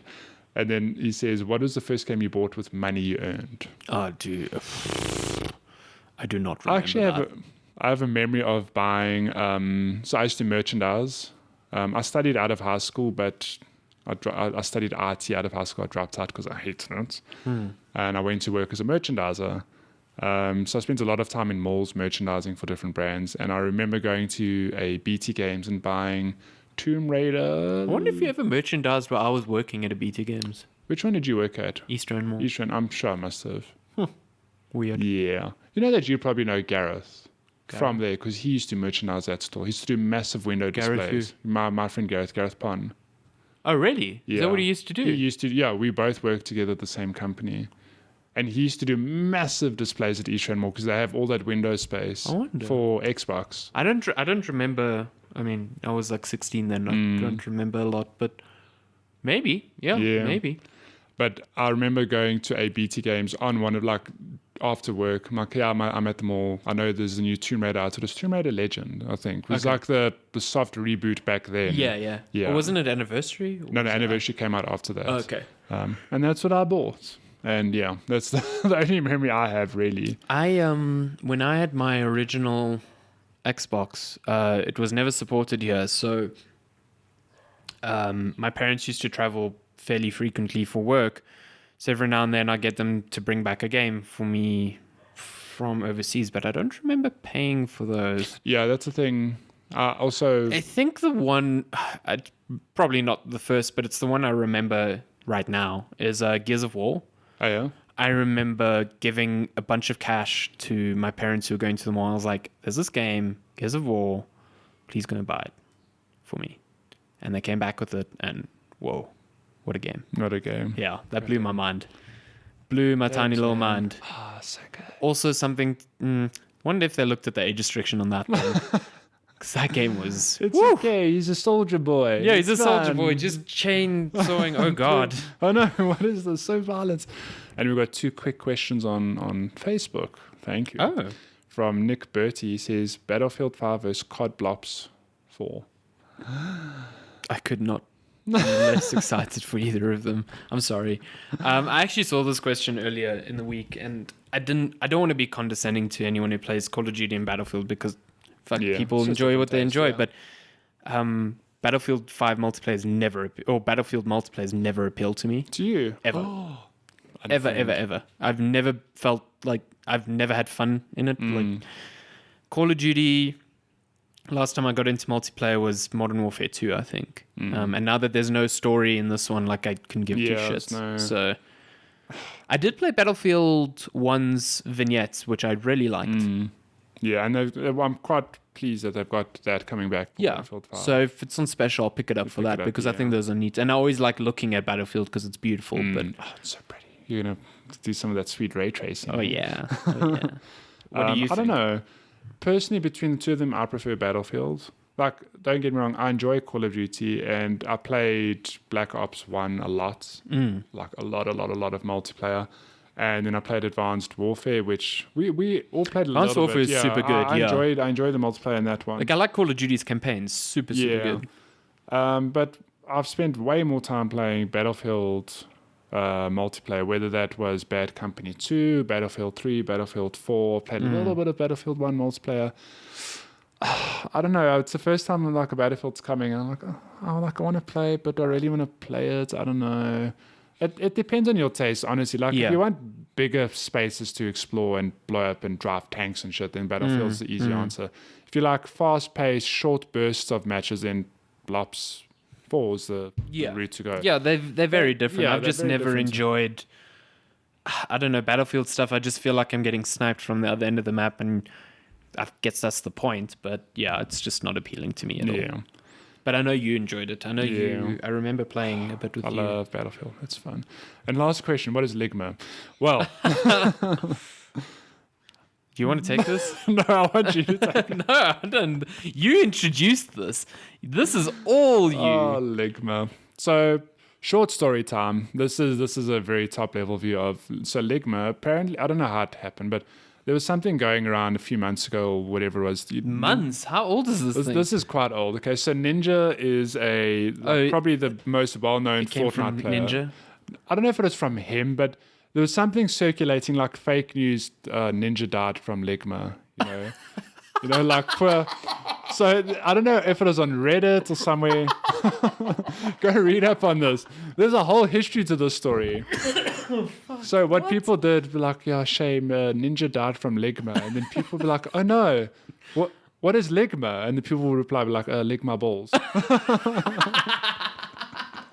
So it's just a silly thing, I can't believe that was the hook. It's a legit what the thing, hell? yeah. And so it's funny because at work now, it's such a stupid thing, but we can't stop laughing at it because it's really immature, but it's funny. Like the other day, one of our colleagues was playing FIFA and he just shouts, he's like, guys, how do I get my keeper out the goal back to the goal? And I was like, no, Ligma. And he's like, what the hell's Ligma? And I'm like, Ligma balls. And he's like, what does that even mean?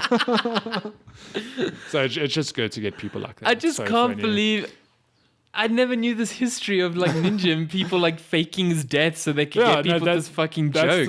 That's the origin. I That is ridiculous. I don't think he did it, but I presume someone came up. That is ridiculous. Okay. That's so funny. Awesome. So now there's a whole lot of memes of like, I've seen screenshots of school notes, like student was sent home because when asked what Ligma was, he said Ligma. It's just so stupid.